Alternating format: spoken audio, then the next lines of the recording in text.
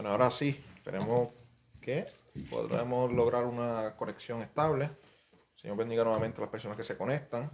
Eh, parte 5, parte 5 del estudio del emocionalismo, que realmente todavía seguimos en la primera parte del estudio. Este tema del emocionalismo quisiera dividirlo en dos partes. La primera que estamos cubriendo ya actualmente es los elementos del culto. Y la segunda parte, que aún no hemos entrado ahí, es la vida secular cristiana. Y en esta tarde, en esta noche, mejor dicho, queremos recapitular todo lo que hemos estudiado hasta el momento antes de pasar a la segunda parte, ¿verdad? Queremos hacer una recapitulación para que si hay alguna duda o pregunta, pues salga a flote. Y si no lo hay, pues para que tengamos una transición pues, lógica a lo que vamos a estar discutiendo en breve. Así que hasta el momento que hemos hecho, pues, todo lo que hemos discutido está bajo el tema del emocionalismo. Y el emocionalismo dijimos que no es la mera falta de emoción, sino es el conducir nuestra vida cristiana y aprobar nuestras dogmas y doctrinas basado meramente en emociones, ¿verdad? No bajo la sobriedad, el amor, el orden, la decencia y la palabra del Señor, que es lo que nos manda la misma Biblia, ¿verdad? Entonces, dijimos que tomando en consideración estos elementos que son totalmente bíblicos, entonces nos regimos para establecer cuál es el orden del culto. ¿Alguna pregunta hasta el momento? Esas cosas que hemos mencionado. Bastante claro el mapita hasta donde estamos ahora, por lo menos. Ok. Entonces, puse unos paréntesis, por así decirlo, para que tenga una perspectiva mayor de la importancia que son estos elementos, lo que es la sobriedad, el orden, la decencia y el amor. ¿Verdad? Si son tan importantes que sin ellos hay confusión e indiferencia. ¿Verdad? La indiferencia, muchas veces, yo escuché una vez por ahí alguien que dijo que me gustó, que muchas veces se asocia el odio como el antónimo del amor, pero yo creo que peor es la indiferencia, hermano. ¿Verdad? Porque si vamos a la parábola del buen samaritano, si vemos lo que dice 1 Corintios 13, etc., la indiferencia hace exactamente lo contrario a lo que dice eso, ¿verdad? Entonces imagínense, ¿verdad? Imagínense un culto lleno de confusión donde hay un montón de hermanos indiferentes, totalmente antibíblico, ¿no? O sea, esa es la importancia de lo que hemos discutido hasta el momento. Entonces, cuando llegamos y traemos eso a los elementos del culto, tenemos una serie de elementos, ¿verdad? Que lo tengo por aquí escrito, que los discutimos no sistemáticamente, pero lo discutimos de una forma u otra, que es la oración en el culto, la ofrenda, los cánticos, la lectura de la Biblia y el sermón, ¿verdad? O la predicación. Y sabemos que cada uno de esos elementos están regidos por los mismos principios que ya hemos mencionado.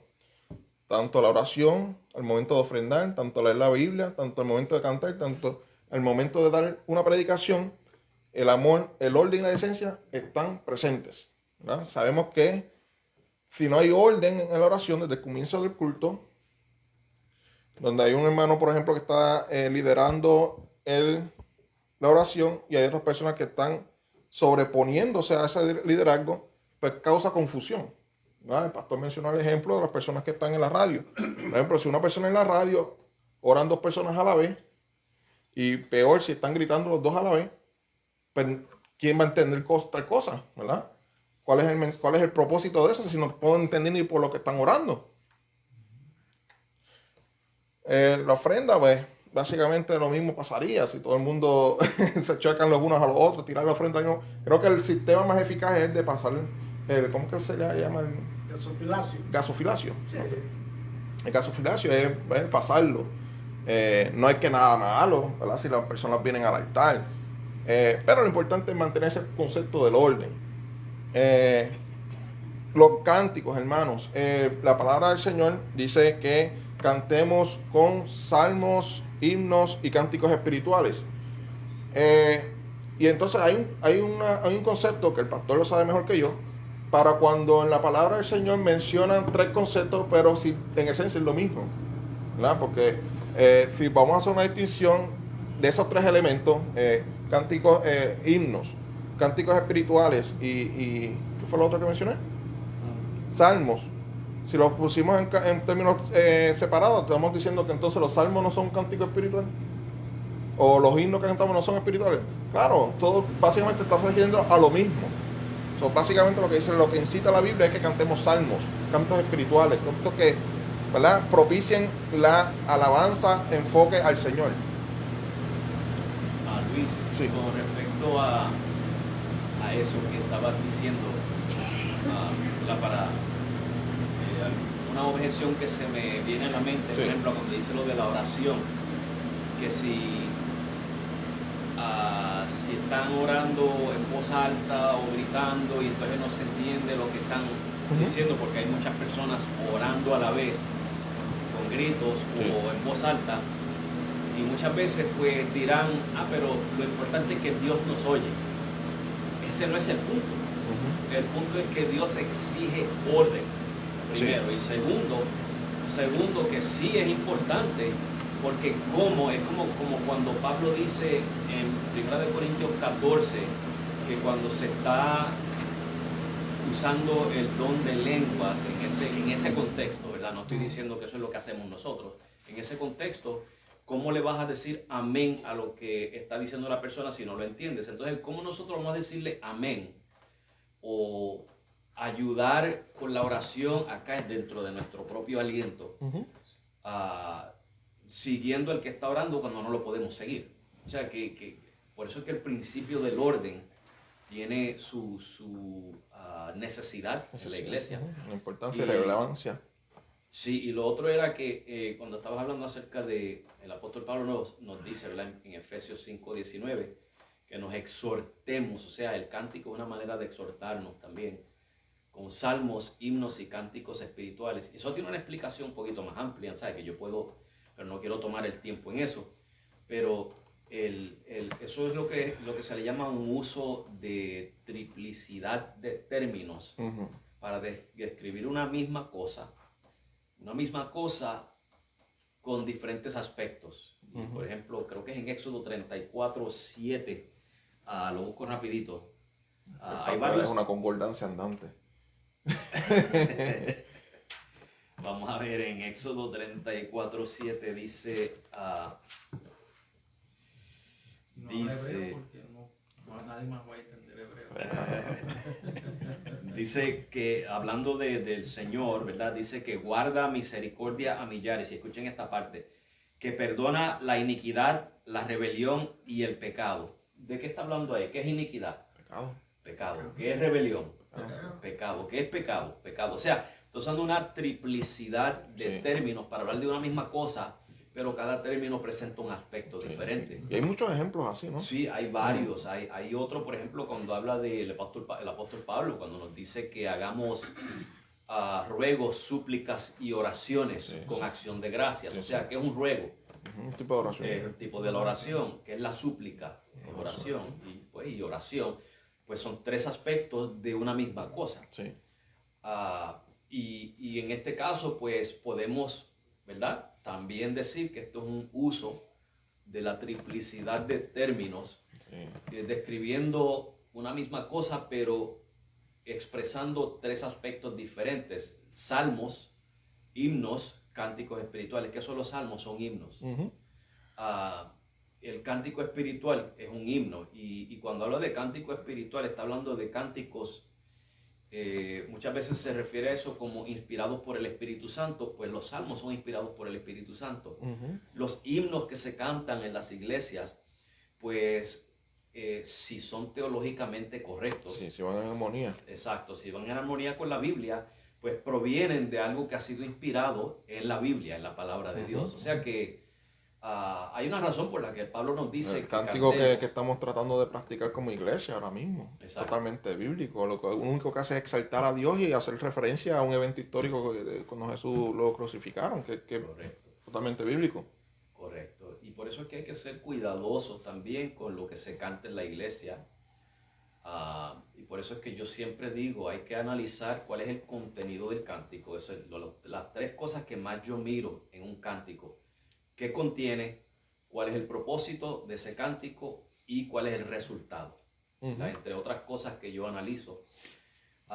Y primero que nada, el cántico tiene que exaltar a Dios, tiene que exaltar a Cristo. Y segundo, edificar a los hermanos. No, eso es más que bienvenido. Yo me alegro cuando el pastor abunda. Sí, el pastor mencionó algo clave, que dijo, pero es que si Dios me escucha, ¿verdad? Pero es que, hermano, no se trata solamente de que Dios nos escuche. Claro que sí. Es más, si fuese así, no habría ni que orar ni que hacer nada porque Dios lo sabe todo. Pero Dios estableció unos parámetros, ¿no? Y dentro de la iglesia, dentro del culto, hay que tomar en consideración a nuestro hermano. No solamente es que Dios me escuche, ¿no? El hermano está pudiendo gozarse juntamente la alabanza, la adoración, el orden del culto, juntamente conmigo, o yo estoy acaparando y aplastando a los otros hermanos indirectamente con mis gritos, mi indecencia, mi desorden, mi buena intención de adorar a Dios y que Dios me escuche. Esa es la pregunta, hermano, ¿verdad? Luis, alguien te está enviando saludos, parece que lo conoces, que es el hermano Santiago Josué. Oh, José Santiago, él es el presidente de la Asociación de Capellanes. Ok, te está enviando saludos. Saludos, Josué. Dios te bendiga. Espero que te puedas gozar de este estudio y si tienes preguntas y dudas, no dudes en comentar. Entonces, hermanos, ¿alguna pregunta o duda sobre los elementos del culto? Recuerden que estas son cosas que nos definen a nosotros como iglesia, ¿verdad? Si no tenemos esta visión de lo que estamos hablando, lo cual es bíblica, pues entonces va a haber discrepancia, va a haber división, va a haber conflicto, no vamos a estar unánimes, como dice Hechos en el capítulo 2. Y no queremos eso, hermano. Que bueno es poder nosotros juntos y unánimes celebrar un culto a Dios, ¿no? Pero es necesario que entendamos la razón detrás de los elementos del culto. Preguntas, dudas. Cuando vemos en el libro de Hechos, la iglesia, eso era lo que practicaban ellos cuando se reunían. Ellos pues obviamente oraban, ellos cantaban, se enseñaba la palabra, se predicaba. O sea que esos eran los elementos del culto al Señor en la iglesia, y eso es lo que nosotros pues practicamos dentro de ese marco bíblico, ¿verdad? De esos límites que nos establece la Biblia. Y lo tratamos de hacer pues en orden, ¿verdad? No que somos perfectos, siempre hay lugar para mejorar. Claro. Siempre hay lugar para corregir deficiencias y todo eso. Y cuando leemos a través de las epístolas, ¿verdad? Que también se nos da instrucciones más específicas. ¿Qué cánticos cantaban? Bueno, pues las epístolas nos las dicen. ¿Cómo se oraba? Vemos ejemplos en Hechos y vemos, por ejemplo, la enseñanza de nuestro Señor Jesucristo en cuanto a cómo orar. Hablando de cómo se oraba, algo que se mencionó hace un tiempo, es que el escritor pudo captar la palabra por palabra de lo que se oraba. O sea que cuando se hace una oración se entiende lo que se está hablando. Sí. Si estuviesen gritando o haciendo otra cosa desordenada, pues no sería posible registrar eso, ¿no? Yeah. Y ese es el asunto que ese es nuestro fundamento. Sobre eso queremos edificar. Claro, cada iglesia hace lo que quiere porque cada iglesia viene siendo autónoma. Pero creo que nosotros debemos de enfocarnos en edificar sobre ese fundamento de orden y de esencia, sí. Aquello que nos lleva a la reverencia y a exaltar a Dios, cosa que la iglesia siempre ha hecho por siglos. Lo único que el método más popular hoy en día pues se está volviendo el de exaltar las emociones, y habíamos hablado del principio normativo de adoración, el principio regulador de adoración, pero hay otro principio más, que se llama el principio afectivo de adoración, y ese es el principio de si se siente bien lo hago.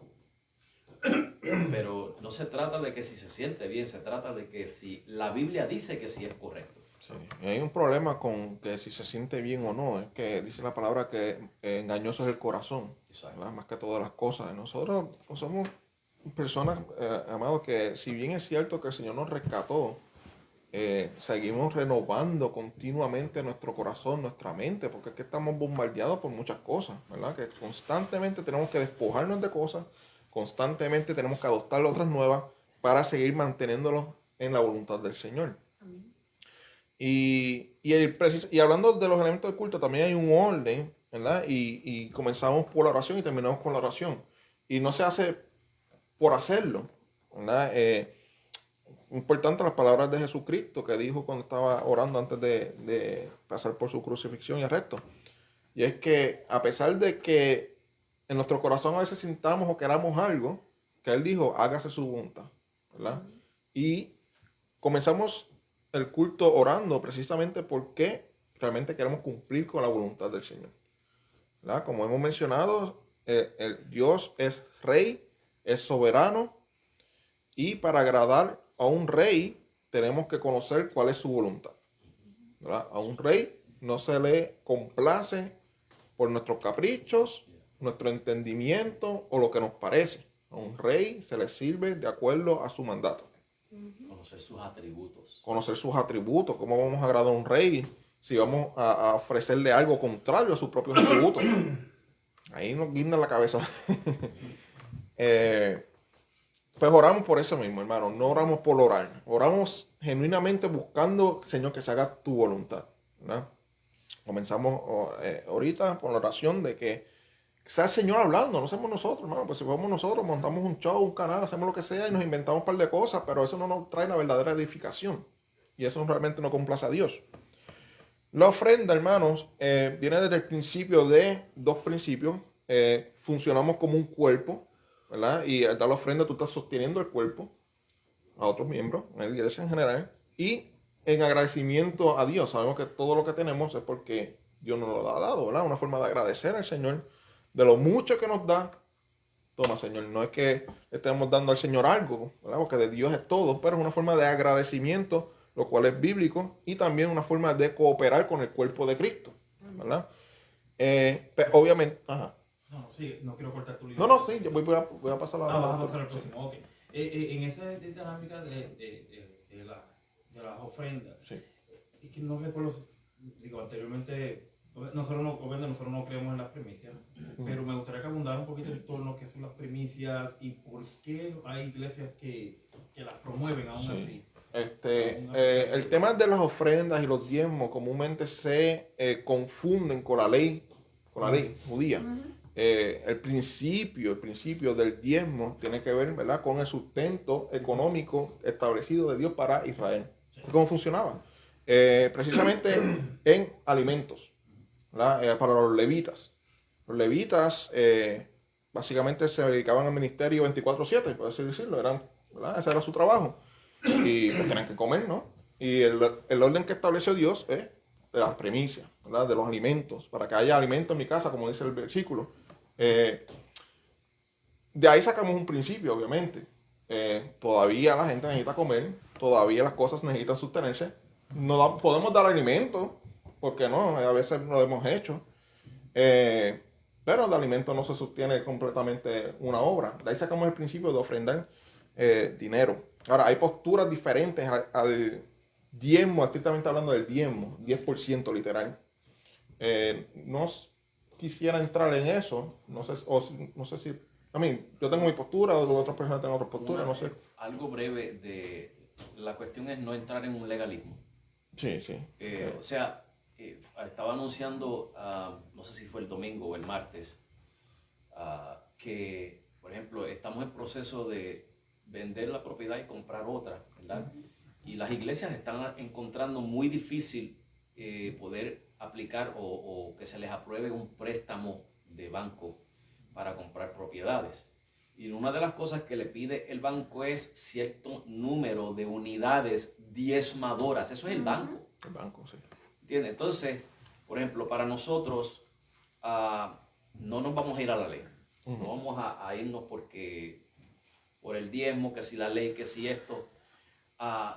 Pero para beneficio de, por ejemplo, si un día tuviéramos que hacer un préstamo para la iglesia y el banco nos pide, nos exige un registro de cuántos diezmadores ustedes tienen y aparece en el registro que los hermanos cuando llenan su sobrecito lo ponen como diezmo, ¿entiendes? Pues eso ayuda en esa área. Ahora, no queremos hacer de eso algo donde vamos a condenar a las personas porque si dan el diezmo o no dan el diezmo.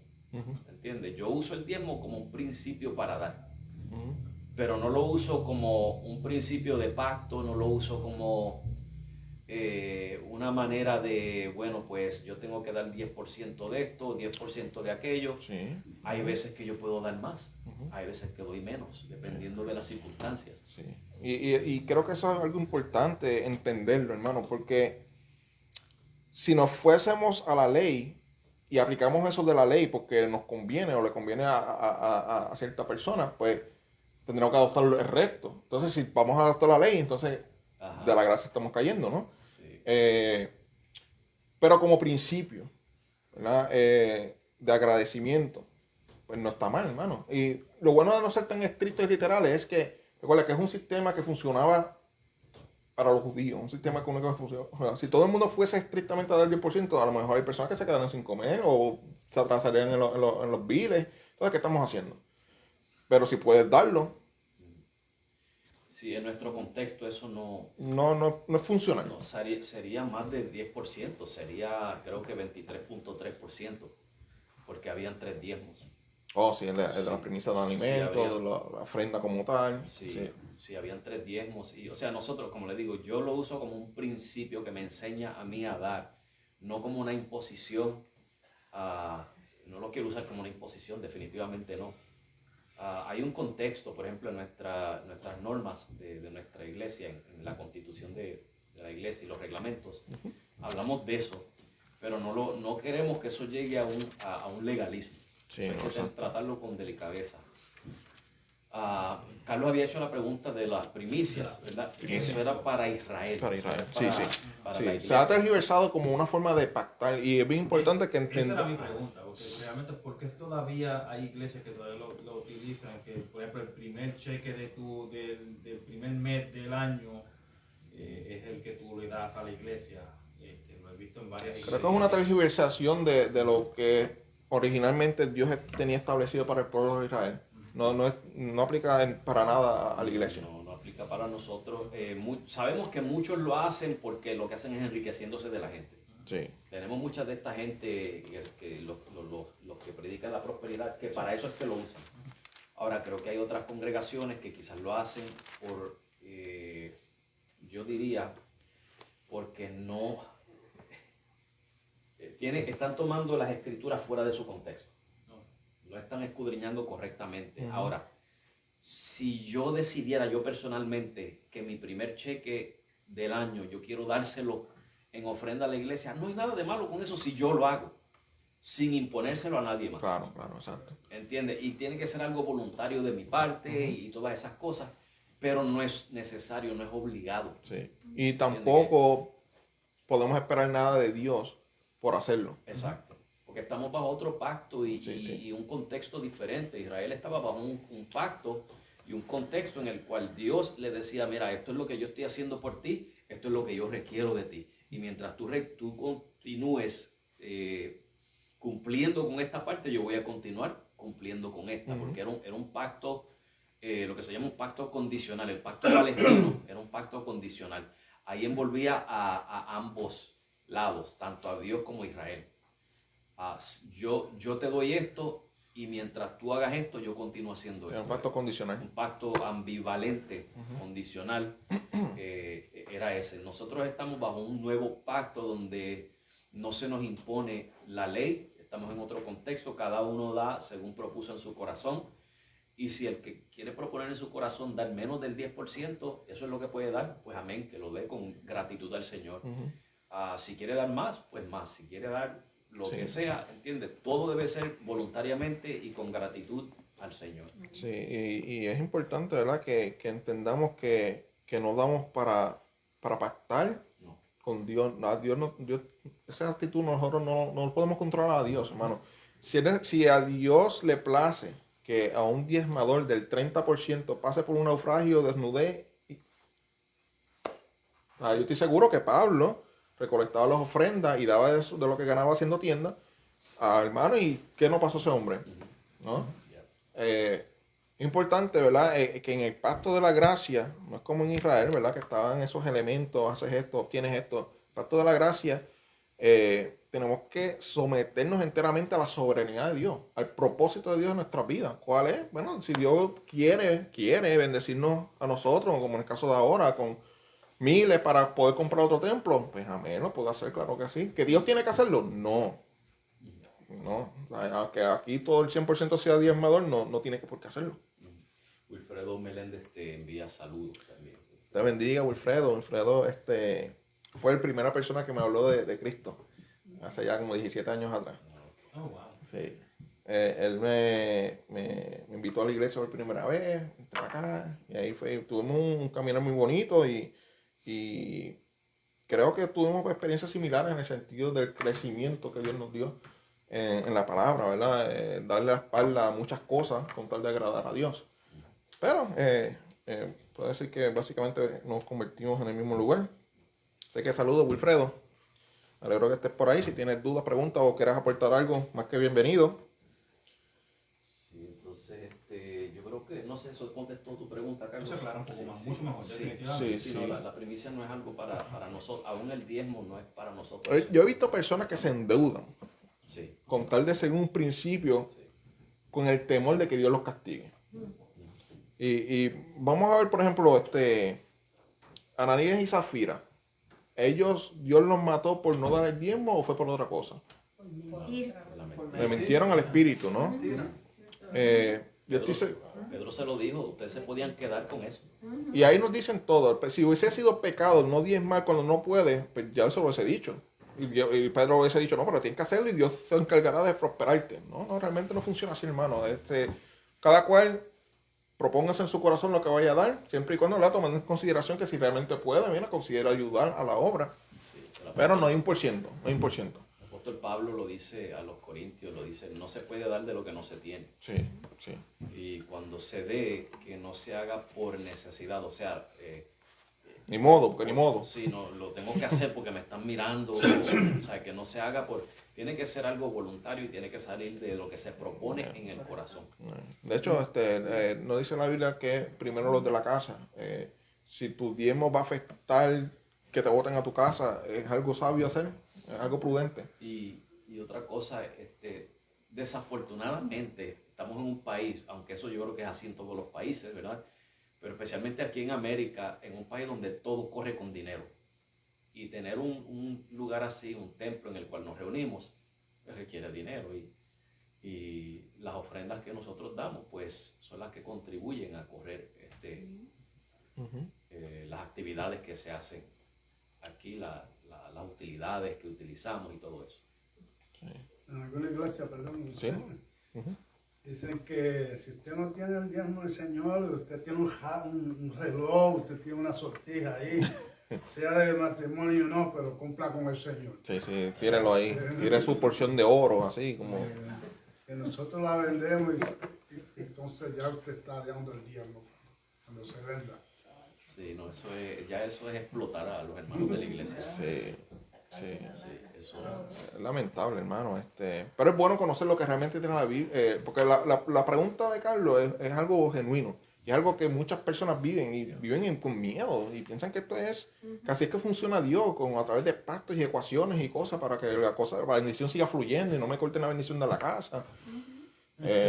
A mí me da gozo saber que de lo que nosotros damos podemos ayudar a otros. Claro. Podemos contribuir, por ejemplo, con el Springfield Rescue Mission, con la Voz de los Mártires, con World Vision, con todas estas organizaciones que están alcanzando las vidas necesitadas, para alcanzar, por ejemplo, con el Evangelio, a los que no han escuchado el Evangelio.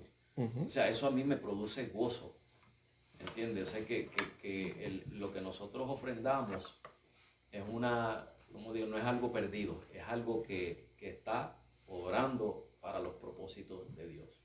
Sí, Cuando hay una necesidad en la iglesia, un hermano que se ve necesitado, de la misma iglesia se sacan fondos para llevarle una compra, ayudarle en lo que se pueda. ¿Entiendes? Así que hay que mantener en mente eso, hermano. El amor a su propia familia, pero también considerando que es necesario, ¿verdad? Su ofrenda es necesaria para que siga corriendo la obra. Sí. Cambiando el tema, Sí. el hermano Jorge hace la pregunta, ¿qué hay de los instrumentos en la adoración a Dios? O sea, los instrumentos musicales. Bueno, los instrumentos en sí mismos no hay ningún problema en ellos. Yo creo que le había hecho una pregunta. Sí, bastante parecida, sí. Y la última vez, se le extrañaba al hermano Jorge, ¿no? Carlos hizo una pregunta similar, si no me equivoco. Sí, Carlos mencionó el número de instrumentos. No tanto el número, sino hasta dónde se considera que es orden dentro de los mismos instrumentos Sí. y dónde ya es una exageración. Sí, yo creo que hay dos Un elementos. merenguito en el templo, o sea, vamos. Sí. O sea, ya ¿Cómo se fuera fue? de ¿Cómo orden. fue? Un merengue en el templo, Sí. en la Ajá. está fuera Ok. de orden. Yo lo puedo entender, pero Pero ¿por qué? ¿Por qué? Vamos a ver, de ahí a lo mejor nos da la luz. Bueno, definitivamente porque se pierde el propósito que es el adorar Sí. y se apela más a la carne. Exactamente, yo creo que eso es uno de los principios. Si el instrumento, la forma que se toca el instrumento, La forma mejor que se dicho, toca, vamos a claro. ponerlo así, apela más a sensaciones, ¿verdad? A la carne. Y al movimiento de la carne, al enfocarnos más en cómo bien lo estoy pasando, más que en la oración y enfoque del Señor, pues ya estamos haciendo mal, ¿no? Y el segundo principio que tiene que estar en la forma como se toca, si estamos impidiendo, básicamente haciendo ruido. Estamos impidiendo que la persona pueda gozarse igual que nosotros. Exacto. Yo creo que Jorge, yo creo que depende de eso, ¿no? El tocar ese instrumento incitará a que las personas se manifiesten carnalmente, de que interrumpan la comunión con el Señor, de que no podamos estar juntos y unánimes, pues entonces ahí ya, ¿verdad? Habría que reconsiderar qué es lo que estamos tocando. Sí, otra cosa es que yo creo que podemos discernir que hay música. Yo sé que esto es un área gris porque si vamos a entrar si fuéramos a entrar a un diálogo, a un debate o lo que sea, con alguien que difiera de nosotros, de nuestra postura, sería como un área gris, por ejemplo, en cuanto a lo del merenguito, supongamos. Un ritmo de merengue con melodía de bachata o merengue en un culto. Quizás pues se haría la pregunta o se diría, no, pero la música es música. La música no se puede medir moralmente o qué sé yo, pero vamos a hacer esta observación. Ok, nosotros perdemos un familiar amado, ¿verdad? Fallece y hacemos el velorio y hacemos el servicio funeral, lo llevamos al cementerio, pero durante todo ese proceso hacemos un merengue. Yo quiero saber cuántos de ustedes se alegrarían. Quizás hay quienes se alegren, pero yo personalmente no me sentiría cómodo que un familiar mío lo despidan con merengue en algo tan solemne, en algo tan que se requiere pues un respeto. Sí. Y ahí estamos hablando de ritmo y también la letra, o sea, que cantamos cumpleaños fuera de contexto. El ejército, cuando el ejército está marchando a la guerra, le ponemos música infantil. Cuando en la guerra del Golfo Pérsico en 1991, los soldados americanos ponían heavy metal y esa música que los incitaba a la agresión. Tiene su propósito la música. O sea, imagínense que usted sabe la música esa de la muerte. Cuando que va como tan, tan, tan, tan, tan, tan, tan, tan, tan, tan. Si le tocamos eso a un ejército, ¿qué van a hacer? ¿Van a ir a la pelea o se van a ir corriendo? Ya van a estar deprimidos antes de ir al campo de la guerra. Desanimado. Entonces la música tiene un Yendo al matadero. Sí, tiene un efecto en la voluntad del hombre, en las Sí. emociones, en los pensamientos. Y cuando ponemos el merengue en la iglesia, obviamente hay personas que se le va a ir la carne más allá de lo que se le tiene que ir. Y se lo van a bailar también. Sí. Y la pregunta ¿es eso apropiado en la iglesia? Llevar a las personas a ese nivel.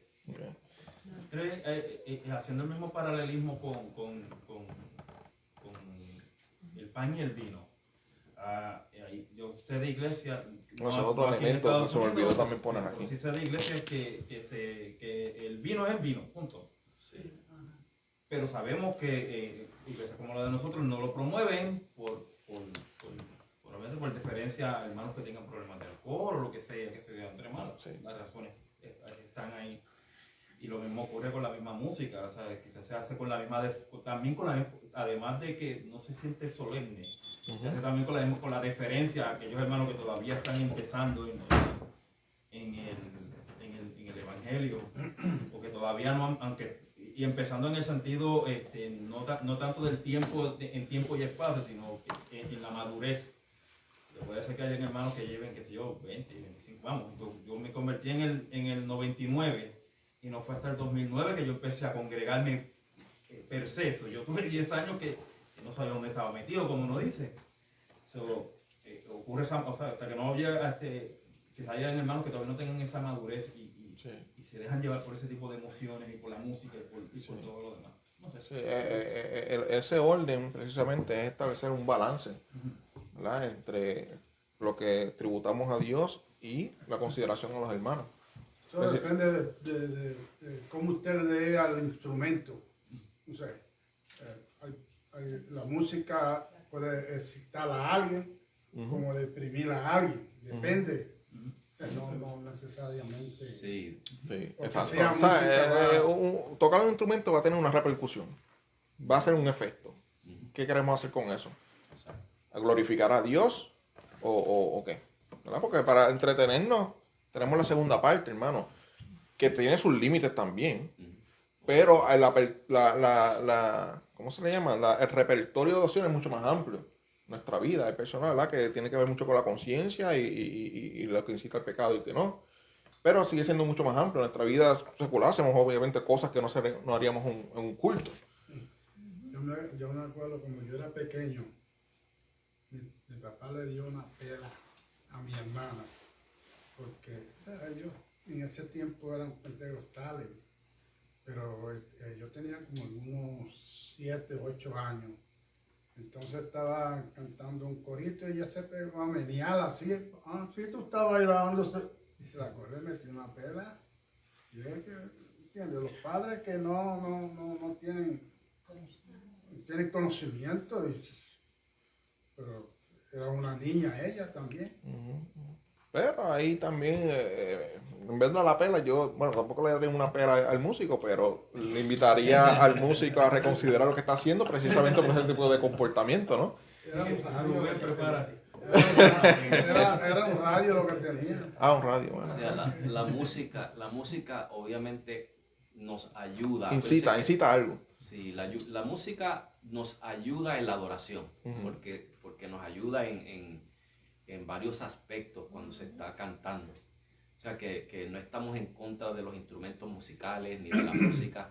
El asunto es, hay que discernir cuál es la música apropiada en la iglesia. O sea, que estamos, nuevamente, lo pareo con la letra del cántico. Sí. Las dos cosas ¿Cuál es son el importantes. contenido?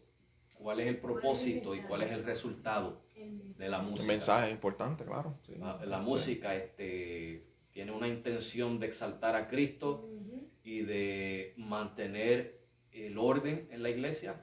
¿Y cuál es el resultado? Resultó en exaltar a Cristo y en mantener esa reverencia, ese orden. O sea, todas esas son cosas que hay que observarlas y no se requiere mucho. Si observamos y tocamos diferentes tipos de música y observamos la conducta de los hermanos, podemos saber cuál es la música que verdaderamente mantiene orden en la iglesia. Sí. Como yo dije hace unos cuantos minutos, depende de porque muchas veces uno canta, muchas veces lo hemos hecho aquí sin la música, solamente con tu voz, pero lo que tú estás cantando, la letra del himno que tú estás cantando, si tú lo cantas por cantar, pues lo cantas por cantar, pero si tú lo cantas y tú vives lo que tú cantas, entonces, ¿quién te está ministrando ahí? El himno a la misma vez y Dios que te está ministrando a través de la alabanza, a través de lo que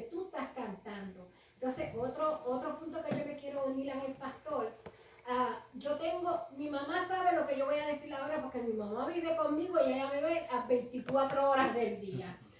Yo cojo mi teléfono, hermano, y si voy para el baño, voy con música. Si voy a trabajar al Birmingham, voy con música. Si voy para mi cuarto, con música.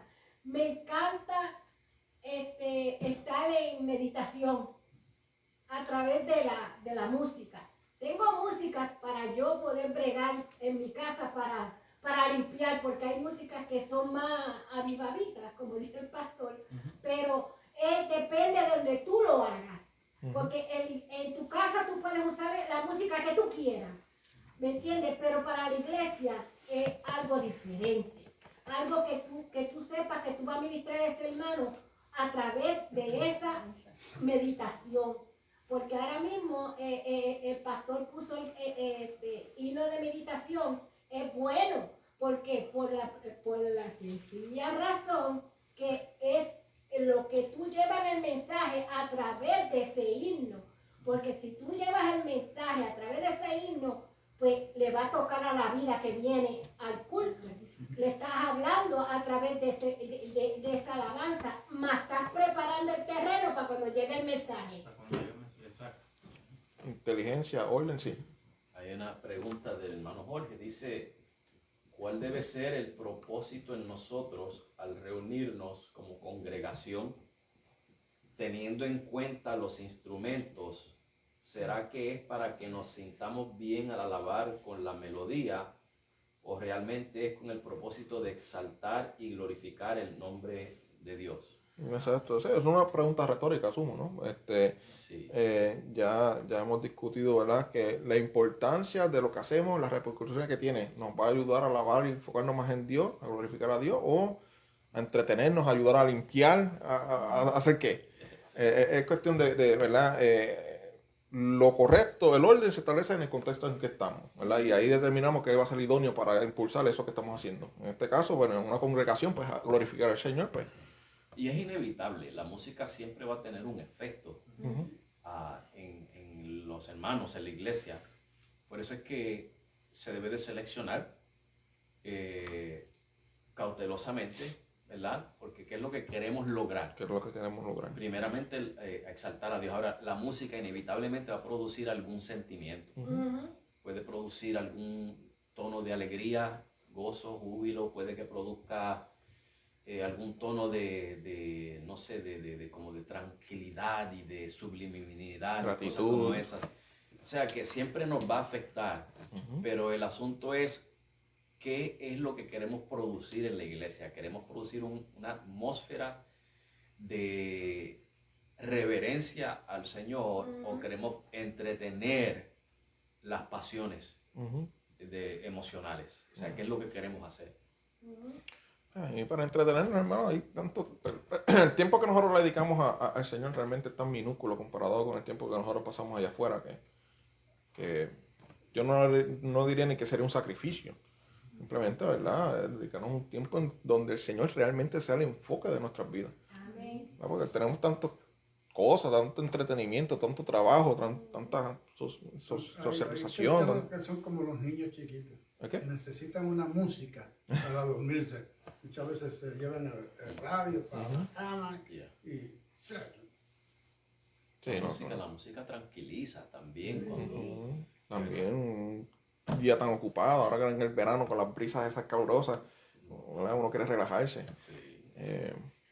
Y uno usa, pues, dependiendo de la ocasión, hay música clásica que ayuda a uno como a despejarse, hay música más rápida que ayuda a uno a moverse más rápido en hacer tareas que demandan a lo mejor física. O sea que, ejercicio, mucha gente hacer ejercicio. Van para allá. Exacto. Y eso es lo importante, establecer esto que estamos haciendo, porque hay personas que es todo lo contrario, que prohíben hasta en su vida secular hacer ejercicio, todo tiene que ser, ¿verdad? De una forma específica. Repito, sí hay unos límites, ¿verdad? Como cristianos, aún en nuestra vida secular, no podemos dar ocasión para la carne, ¿verdad? Que nos incita el pecado, vamos a ponerlo de esa forma más específicamente. Como dijo Pablo, todo es ilícito, ¿no? Pero no todo conviene. y hay que ser maduros, hermano, en establecer esas diferencias, ¿verdad? Yo no puedo prohibirle a la hermana que no ponga un merengue o algo rápido ahí para limpiar su casa. Sí, no, eso es algo Ya eso, personal. ya eso es algo personal, ya eso es un gusto, tú Gusto sabes. personal. Y Ya. la hermana no va a salir corriendo a pecar porque escucha un merengue, ¿verdad? O va a matar a alguien, o va a hacer algo indebido, algo indecente. No, Pero no, también depende también la letra que hemos escuchado, también hay que tener cuidado, ¿no? La palabra dice que hay que estar constantemente edificándonos, renovando nuestra mente, Ya. que no nos ensuciemos, ¿verdad? Hay música que es imposible que ni en la iglesia ni un cristiano en su casa debería estar escuchando, ¿no? Porque no propicia algo que le agrada al Señor. Como el reggaetón, eso no me gusta para nada. La letra de esta letra que se canta así, que es es una letra que no se puede, es inmoral. Inmoral. Inmoral. Lo que Sí. alaba es el pecado. O sea, ¿cómo uno va a estar contentándose con algo que sabemos que a Dios le causa repugnancia? Exacto. Creo que es importante, ¿verdad? Y creo que es sano entender ambas posturas, ¿no? Sí. Luis, ¿sabes de qué no hemos hablado? Sí. Hablamos por ejemplo, de la oración, del De estas dos cántico. cositas. Mencionaste en cuanto a la lectura, estudio y predicación de la palabra. No emocionado eso todavía. Eso es algo. Está ahí, pero no lo hemos discutido. Bueno, que eso es algo que ah, cuando se escoge una lectura bíblica, tiene que tener un propósito. Claro. O sea, ¿qué mensaje le vamos a llevar a la iglesia cuando seleccionamos la lectura durante el devocional? La preparación para el estudio y para el mensaje no es algo de un día para otro.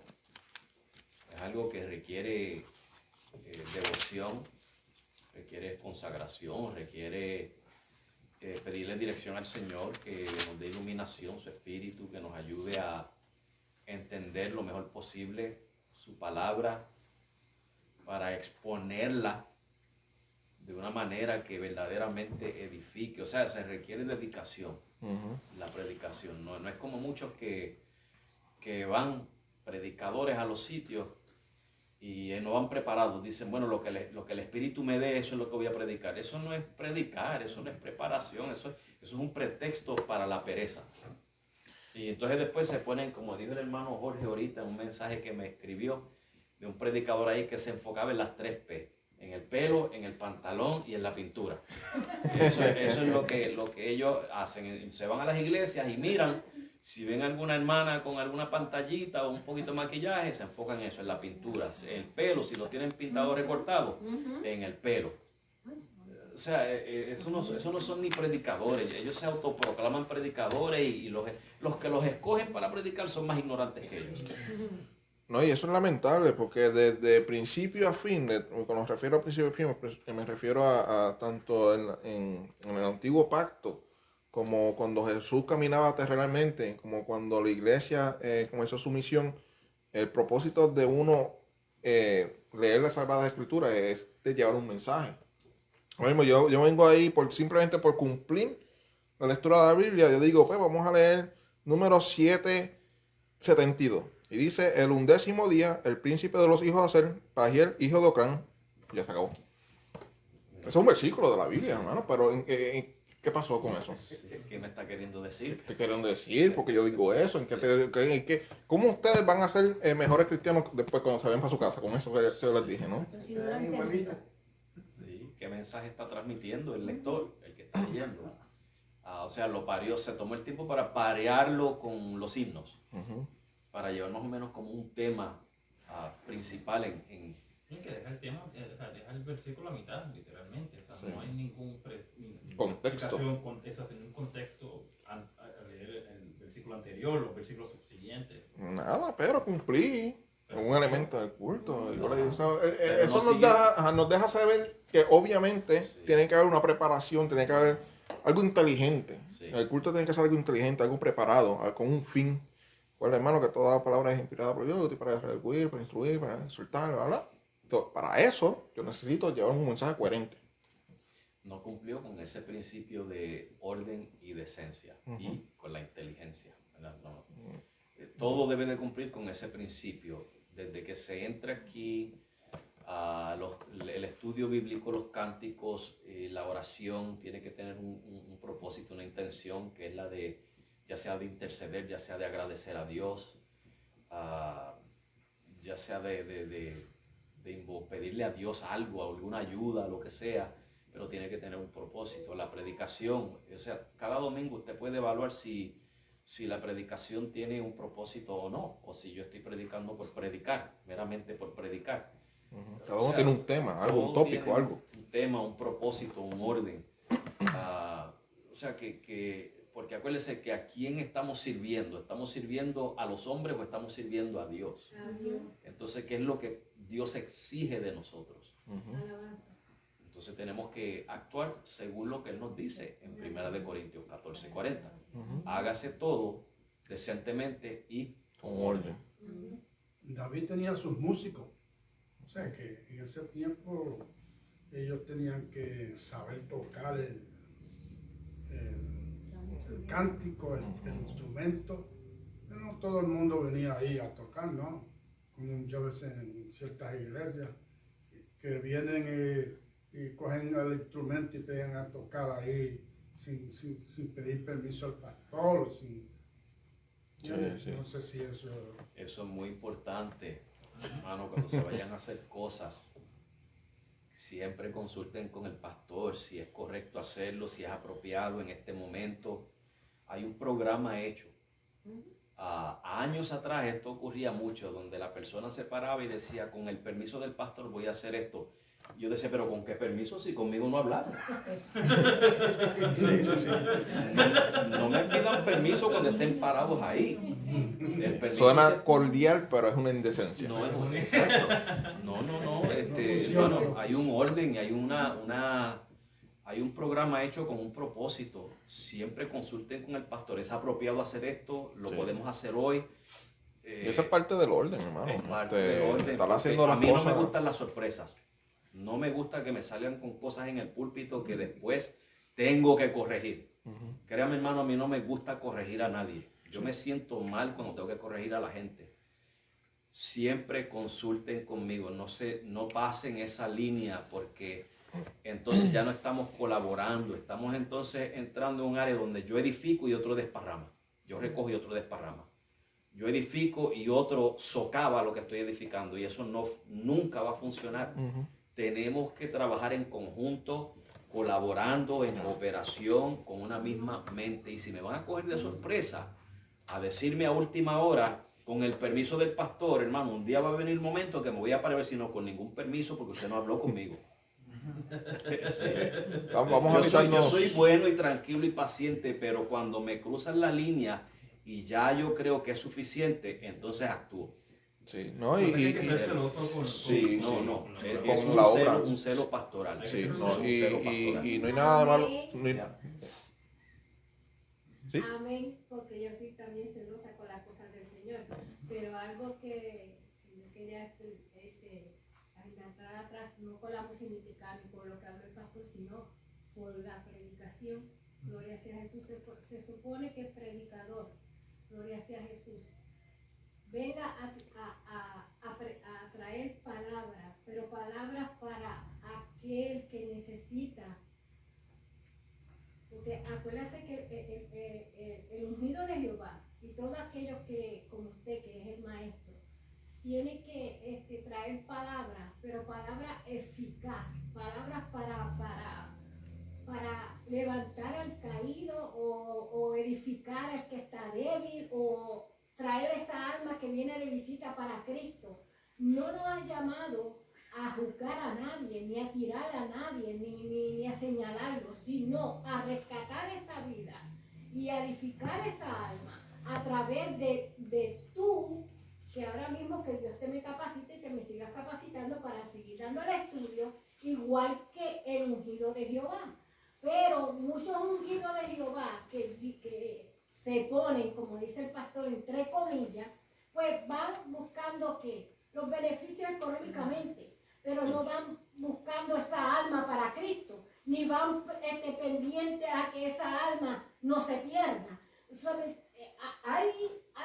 le digo, Señor, ten misericordia de esas personas para y remuévele la conciencia para que ellos comprendan que esa vida no se pierda por la causa de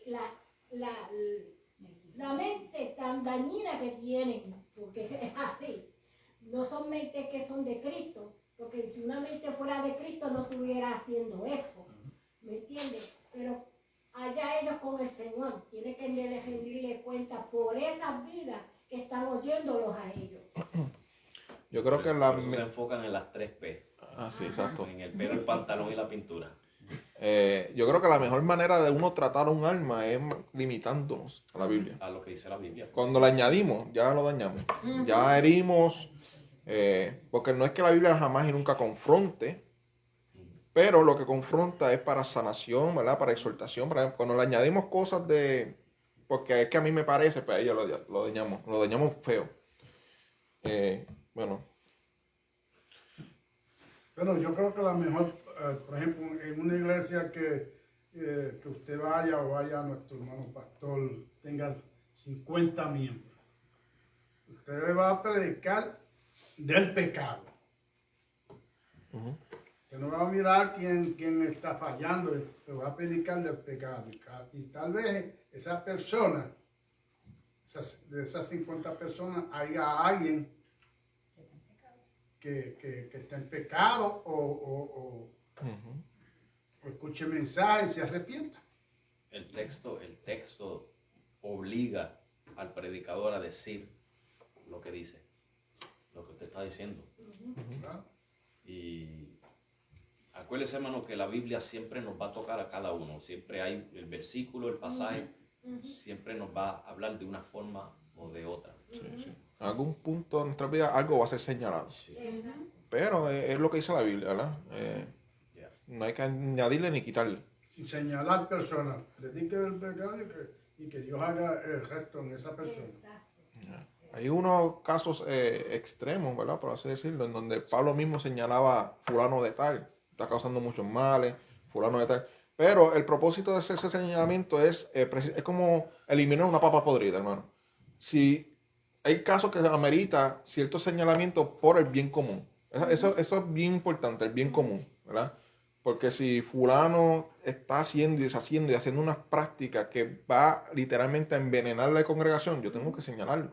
Obviamente, si cabe la posibilidad, lo primero que tenemos que hacer es tú a tú, ¿verdad? Porque el propósito no es humillar aquí a nadie.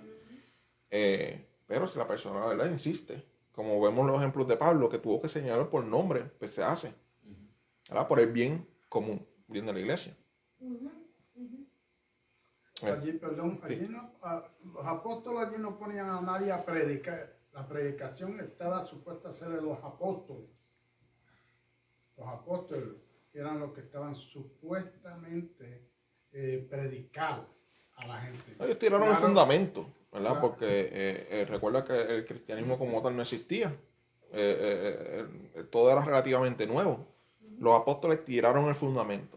Bueno, esto fue lo que Cristo me encomendó, esto fue lo que Cristo predicó, esto es lo que yo le estoy predicando. Así como yo hago, hagan ustedes, porque es que ellos están imitando a Cristo. Ajá, al principio fue así, eso es lo que tenemos que mirar, emular, esa conducta. Y hay muchas cosas, muchas malas costumbres que yo he visto en ciertas X iglesias, allí en Halford, cuando yo era mucho más joven. Ellos les decían al pastor, mire, deme más o menos algo para predicar, pero ellos no querían simplemente predicar, ellos siempre era porque querían una ofrendita. Dígale al pastor que me dio una ofrendita. Sí, mano, yo no estoy mintiendo en eso. Yo quiero una ofrendita, no tenían dinero. No, el problema de eso, hermano, que si uno predica por dinero, entonces uno cae en muchos lazos y muchas tentaciones, porque no queremos agradar al Señor, lo que queremos es ganar el dinero. Imagínate, mejor montarnos un programa que no sea de la iglesia, ¿no? Otra cosa. Bueno, pues la lectura, ya estamos terminando, nos pasamos un poco.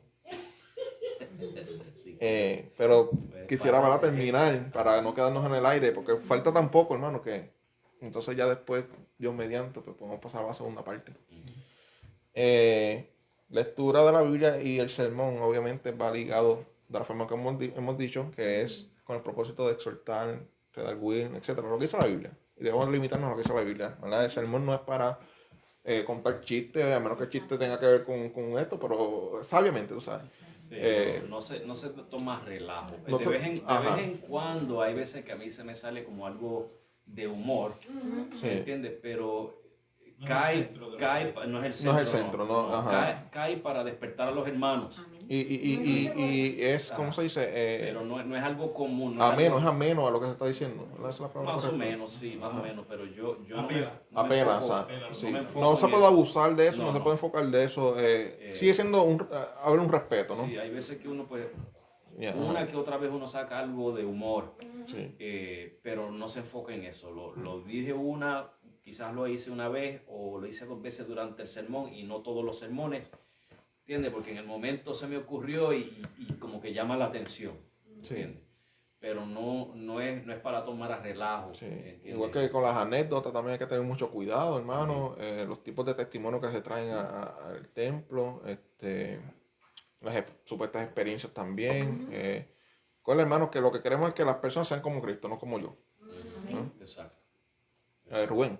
Sí, yo lo que quería decir era que aquí hay muchos hermanos que a mí se acordarán de este hermano que vino aquí a predicar una vez con el otro pastor, hermano Juan, Ujú. que lo pusieron a predicar ahí y era tremendo disparatero.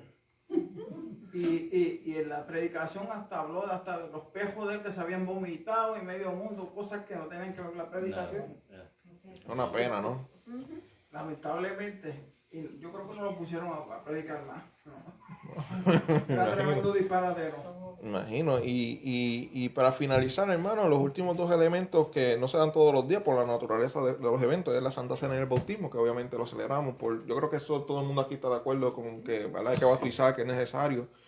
Yendo a lo que estaba diciendo Rubén, yo preferiría que a nuestro pastor ahora mismo, si se llegase a dar una dinámica así, que el pastor tuviera, porque va a tener nuestro backup, va a tener nuestro... Sí, tumbarle el micrófono. Que lo pare. Sí. Que Apagar el lo pare en micrófono. seco, no importa. Yo prefiero que lo pare en seco que que continúe con los disparates, porque puede, pues, obviamente... Pues, No, es que... confundir, exacto.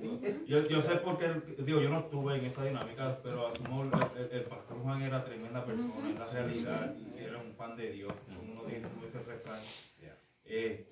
Pero yo preferiría que se pare. Sí, Que se no, detenga, porque hay que tener celos. Si el pastor no lo puso más. Sí, Por yo eso- hubiera preferido que lo hubiese parado y no salte, no puede ser. Yo lo hubiera hecho, Sí. pero yo no Hay que tener celo. yo no tenía la autoridad porque No, por eso mismo. yo era el copastor. Pero ahora que tiene la autoridad, yo quiero Pues, que hermano, sepa creo que ya tiene la- el backup de No nosotros. se preocupe, que yo para eso no tengo miedo. Yo me paro y le mando a apagar los micrófonos y le digo, bájese de ahí. Sí, Bájese de ahí porque usted no está pero para previsto. evitar eso, ¿verdad? Lo mejor que hay es filtrar quién se pone ahí. Antes de que suba, es mejor. Sí. Hay que filtrar eso. No, Yo prefiero ver en la cara al pastor 365 días al año con tal de que alguien raro se trepe, El ¿no? púlpito es serio, el púlpito representa lo que Dios quiere hablarle a su pueblo. Sí. O sea, ahí, cuando nos paramos ahí, no es para una agenda personal, es para la palabra de Dios. Eso es el púlpito. Es para expresar lo que dice Dios en su palabra expositivamente. Ese es mi estilo de predicar, es expositivo. Porque en la predicación expositiva yo trato de hablar lo más claro posible para que usted entienda lo que entendió el oyente en aquella época cuando se le predicó. Importante. Si usted puede entender lo que ellos entendieron, va a saber aplicar a su vida la enseñanza y la exhortación y la consolación y todas esas cosas. Así que, hermanos, el elemento que hacemos en el culto es bíblico, sí, beneficia, ¿verdad? a la iglesia, contribuir a lo positivo, a agradar a Dios, acercarnos más a Dios, sí. Si no, pues obviamente no lo hacemos. Y con esto terminamos, ¿verdad? La primera parte del emocionalismo que va dirigido hacia el orden del culto. Una pregunta, ya, hermano, si realmente aquí el 100% de lo que estamos aquí estamos de acuerdo con lo que se discutió, grandes cosas podremos hacer en el nombre del Señor, ¿no? Amén. Amén. Claro. Ya, no, yo creo que, aunque pudiéramos extendernos semanas en esto, pero yo creo que ha sido bastante claro, ha tocado lo fundamental, lo esencial, ¿entiendes? Y siempre estamos disponibles para responder preguntas, hermano, ya sea por una llamada, un texto, lo que sea. Aún en la aplicación de BAM, pongan una pregunta para que nos envolvamos en un diálogo, en una discusión de critical thinking, de pensamiento crítico, Sí. ¿entiendes? Para analizar y poder aclarar muchas cosas. Ya, bueno, si no hay más, hermano, nos despedimos, ¿no? Amén. Ok. Señor, te damos gracias por una noche en donde hemos podido exponer de tu palabra, estudiarla, Señor, juntos en armonía. Los hermanos han cooperado, Señor, al tema y estamos contentos, Señor, que como iglesia podemos venir ante ti unidos, Señor, unánimes, agradecidos con lo que tú nos has dicho en esta noche, Señor amado. Señor, ayúdanos a seguir con este mismo espíritu, Señor, unidos, unánimes, Señor, con una misma visión, con un mismo propósito, una misma fe, Señor, para que podamos seguir glorificándote, Señor, y podamos, Señor, ser de bendición a otras personas que estén por venir a esta iglesia, Señor. Señor, ahora guíanos con bien, Señor, que esta semilla dé fruto. Señor, te lo pedimos de todo corazón en el nombre de Jesucristo. Amén.